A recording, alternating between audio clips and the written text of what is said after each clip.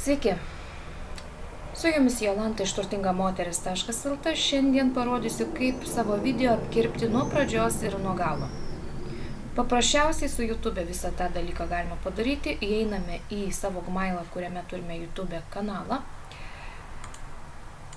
Pasirenkame.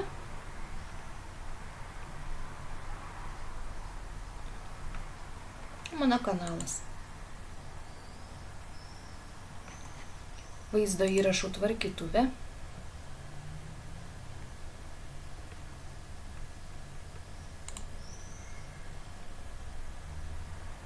Ir pasirenkame įrašą, kurį norėsime tvarkyti.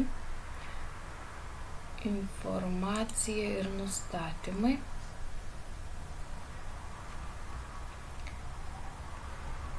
Čia pasirenkame privačiai ar viešai rodysime savo dalyką ir renkamės patobulinimai.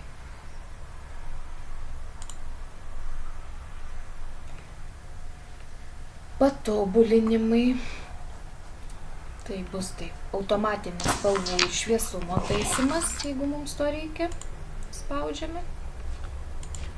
Spaudžiame sukti į kairę įrašui, padaryti tinkamą kryptimi. Ir jeigu mes žinome, kad pradžioje turėjome kažkokių trukdžių, karpome paprastai, atšliaužiam ten, kur mums nereikia, tikrinam. Sveiki. Ir dar šiek tiek.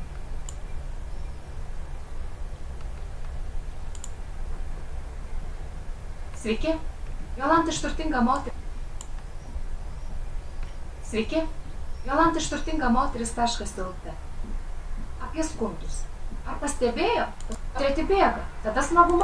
Iki susitikimų kitose mano video. Ate. Čia, kur raudonuoja, aš pasidarau su pirštu akutę uždengdama ir žinau, kad tikrai šitą vietą reikės kirpti. Daug lengviau susidėlioti.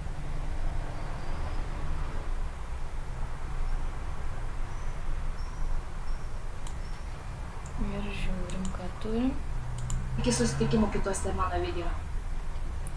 Truputį toliau.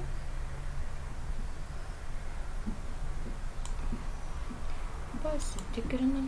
Kitose mano video. Ate.